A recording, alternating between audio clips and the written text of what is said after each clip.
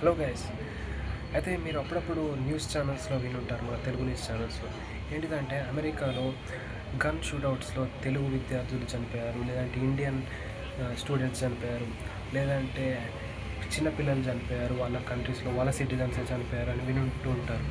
అయితే మీరు ఎప్పుడన్నా క్వశ్చన్ తీసుకున్నారా మిమ్మల్ని మీరు, ఎందుకు అమెరికా ఈ గన్ కల్చర్ని, గన్ పొజిషన్స్ని బ్యాన్ చేయలేకపోతున్నారు?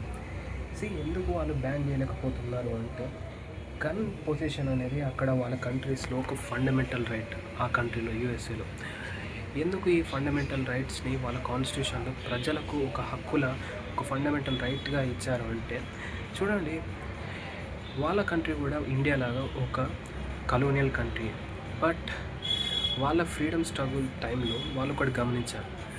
ప్రభుత్వాలు, అదే పాలించే ప్రభుత్వాలు ఎప్పుడైనా సరే ప్రజల హక్కులను తీసుకునే ప్రమాదం ఉంది. ప్రజల స్వేచ్ఛను హరించే అవకాశం ఉంది.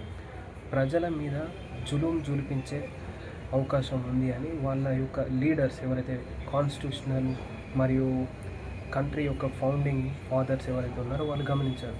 సో వాళ్ళు ఏం చేశారంటే, వాళ్ళ కంట్రీ ఫామ్ అయిన కొన్ని ఇయర్స్కే 1791లో ఈ యొక్క ఫండమెంటల్ రైట్ని వాళ్ళకి ఇచ్చారు, సెకండ్ అమెండ్మెంట్ ద్వారా.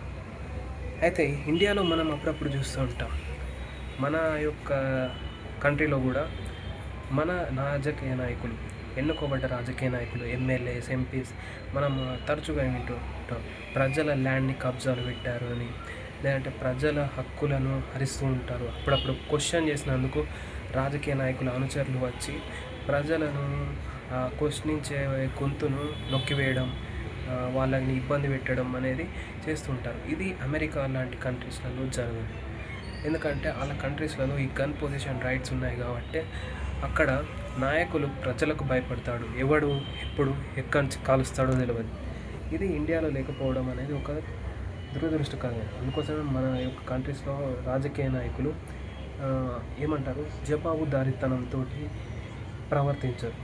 అయితే మీరు ఇక్కడ గమనించారో లేదో, ఇది ఇండియాలో రావాలా వద్దా? నా ఉద్దేశంలో ఇండియాలో రాకపోవడమే మంచిది.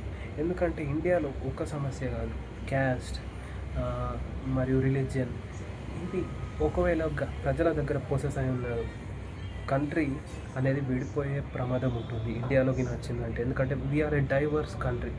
ఇలాంటి ఒక గన్ కల్చర్ లేకపోవడమే ఇండియాకు మంచిది. ఒకవేళ ఇండియాలో గన్ కల్చర్ ఉందా అనుకున్నాం, సౌత్ ఇండియా మాకు అన్యాయం చేస్తుందని రేపు ఒక యుద్ధమే స్టార్ట్ చేసే పరిస్థితి ఉంటుంది. నార్త్ ఈస్ట్ ఇండియాలో అక్కడ ఒక యుద్ధం స్టార్ట్ చేసే పరిస్థితి ఉంటుంది, మాకు మెయిన్ల్యాండ్ ఇండియాతోటి ఎలాంటి సంబంధం లేదని. జమ్మూ కాశ్మీర్లో అక్కడ ఒక యుద్ధం స్టార్ట్ చేసే ప్రమాదం ఉంటుంది.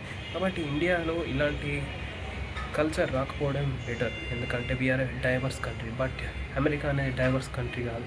America is a homogeneous country.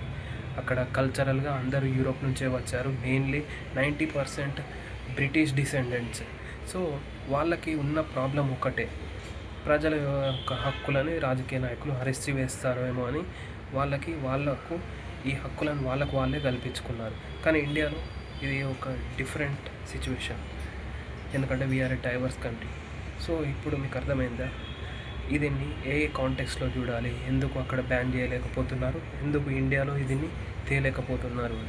So hope you guys understand the topic.